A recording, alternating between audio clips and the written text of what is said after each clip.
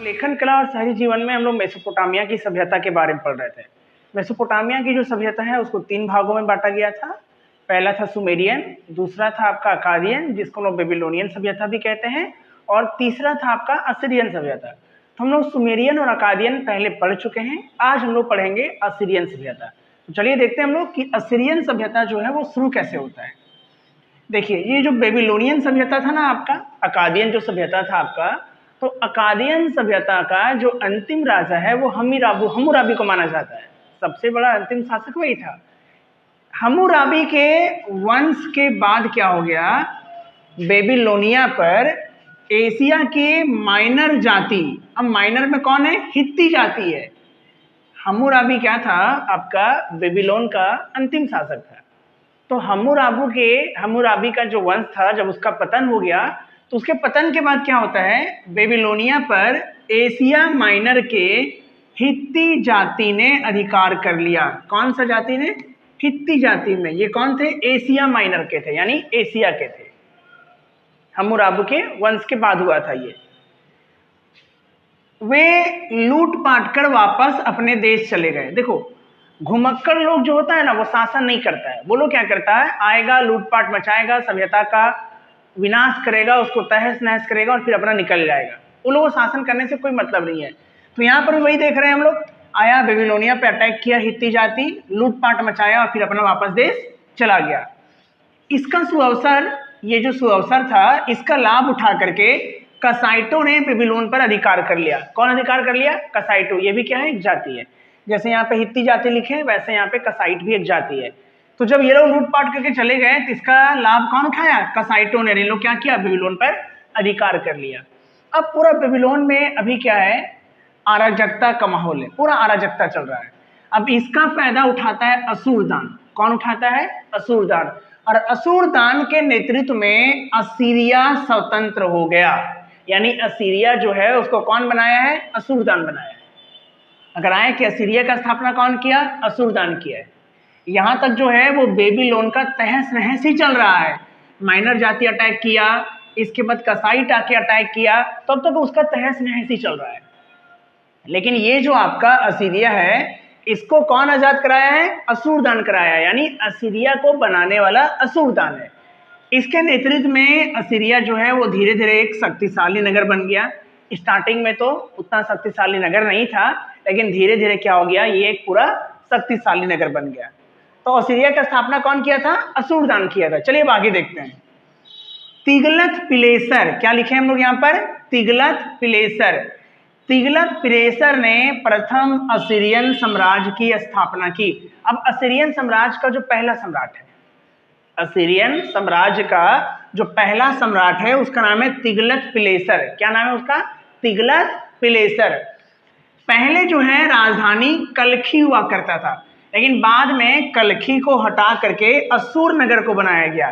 किसको बनाया गया बाद में, असूर नगर को बनाया गया। तिगलत पिलेसर जो है वो असीरियन साम्राज्य का स्थापना किया था, उसका वो पहला सम्राट है। इसका राजधानी जो था पहले कलखी हुआ करता था, लेकिन ये कलखी से हटा करके उसको असूर नगर में स्थापित कर दिया। तो यहाँ पे ये पता चला अब तक हम लोगों को कि असीरियन साम्राज्य का स्थापना कौन किया, असूरदान। उसका पहला सम्राट कौन था, तिगलत पिलेसर प्रथम नाम था उसका, ठीक है। फिर आगे क्या देखें हम लोग, राजधानी जो है उस कलखी से हटा करके उसको कहाँ कर दिया है, असूर नगर में कर दिया है। कलखी को हटा दिया है और हटा के कहाँ कर दिया है, असूर नगर में कर दिया है। आगे देखते हैं अब। द्वितीय असीरियन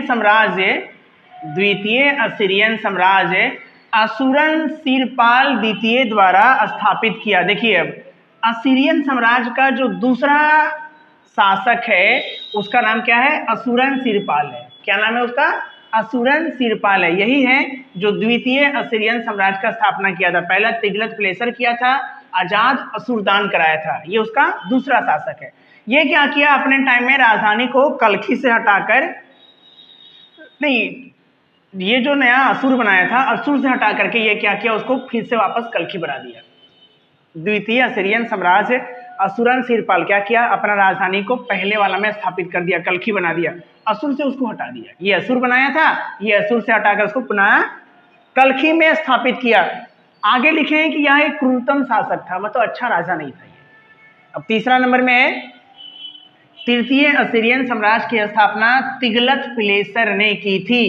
पहला तिगलत पिलेसर प्रथम, दूसरा असुरन सिरपाल और तीसरा कौन है, तिगलत पिलेसर द्वितीय। ये जो है तृतीय असीरियन साम्राज्य का शासक था। ये एक महान साम्राज्य का निर्माता था। क्या था ये? एक महान साम्राज्य का निर्माता था। इसके काल में असीरियन साम्राज्य जो है वो धीरे धीरे और बड़ा हो गया था, वो फैला था, बड़ा बना था। आगे लिखे हैं, सारगोन द्वितीय के नेतृत्व में या सारगन द्वितीय ने इस साम्राज्य का और अधिक विस्तार किया।